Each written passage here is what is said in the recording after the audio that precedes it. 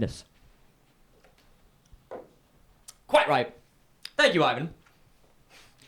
Now that the Soviet Union is covered, I have no idea what that wanker was talking about. I wasn't even paying attention.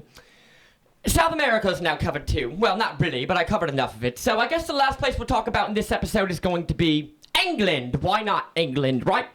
What are some cities in England? Well, we have London, which hosted the Olympics a few years ago. They did a chipper job, if I do say so myself. And what else do we have besides London? We have Brighton, which is a seaport in the south. This is the Thames River. I just felt I'd show you the Thames River. Some of the other countries within Great Britain, England is a country on its own, you know. But there's also Liverpool and Birmingham, these, mining cities and factory-type towns. Very, very rough and tumble places to live. But they produce many quality bands like Pink Floyd, Led Zeppelin perhaps, and those of you who like the bloody Beatles, consider them a bunch of tossers myself.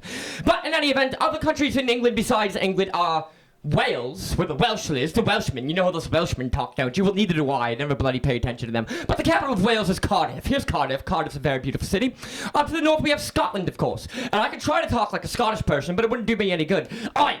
What the hell are you... never bloody mind. It's pointless and senseless. Here's Glasgow. And here's Edinburgh, the only two big cities up in Scotland that anybody pays attention to. Now, Edinburgh was the city where Trainspotting was filmed, a fine British movie. We also have Scapa Flow up there, which is where the British fleet was stationed for most of World War II to hide it from the bloody Nazis. And the other country within Great Britain is Northern Ireland, whose capital city is Belfast. Belfast also happens to be the city where the Titanic was built. So... there's plenty more to talk about England, but I don't really feel like doing it at the moment. So I would talk about Africa very briefly, and that will be it for the day.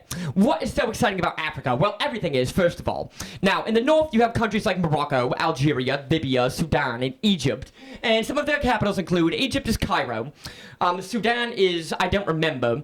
Algeria is Algiers. Tunisia is Tunis. And Morocco has many large cities, and one of the capital, the capital is Rabat. But there's also Casablanca, which many people know, and Marrakesh, which is another large and beautiful city. Right here, you can see it pictured. Now, to the south in the Sahara Desert, these are the northern lying countries, mind you. This is where mostly Arabic people live. The black people live in the central part of Africa, and the southern part, for that matter. But there's this country of Chad, whose capital is Najima.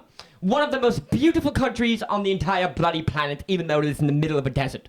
There's all sorts of caves and caverns and mountains and all sorts of mysterious magical things, and it really is a place to go check out.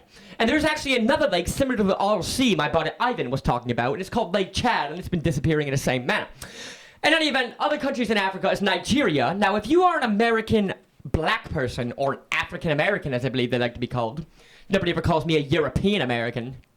Bloody wankers. But in any event, there's a 1 in 7 chance that you are Nigerian if you are an African American. That is how large Nigeria is. Now, the largest city in Nigeria is Lagos. Here's a picture of Lagos right here. Lagos is a mammoth seaport on the southern part of Nigeria.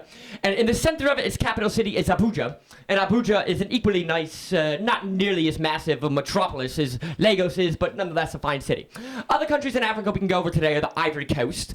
We have Benin and Togo and Ghana. And some African cities over there, I believe the capital of Ghana is Freetown. Here's a picture of Freetown. Liberia. The capital of Liberia is Monrovia. Do you know why it is called Monrovia? Well, I will tell you. It is called Monrovia because of American President James Monroe. He freed a large number of American slaves and sent them back to this country, which they called Liberia. And here's a picture of its flag, loosely based on the American flag. And so slaves that were in Africa got sent back over to this country to found it, and it really is a beautiful place. Now, there are other cities in Africa that sound like they're made up, like Ouagadougou. That's right, I said Ouagadougou. This is what it looks like, and this is a picture of it. And also Yamoussoukro, another one, which is either in the Ivory Coast, or perhaps it's in the Ivory Coast, or maybe Ouagadougou is in the Ivory Coast. I don't know, but here's another photograph of it.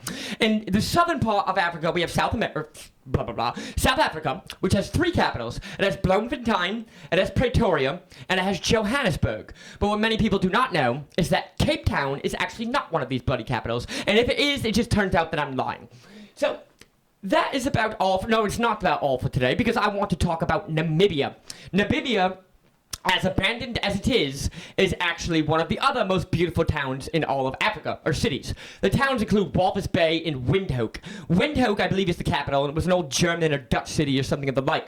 Now, the desert is there. Namib Desert. And that is one of the most beautiful deserts in the entire planet. Here's some photographs of it. It has more of those rolling type dunes and the cactuses and all that sort of thing. And another thing that's in Namibia, or at least portion of it is the Skeleton Coast. The Skeleton Coast is the place where many, many ships go and do not return. It is one of the driest places on the entire planet, and there is literally nothing for hundreds of miles, about 250 miles long, I believe, though you will occasionally find an abandoned ship there. And they give it the name the Skeleton Coast because if you shipwreck there, you are pretty much screwed.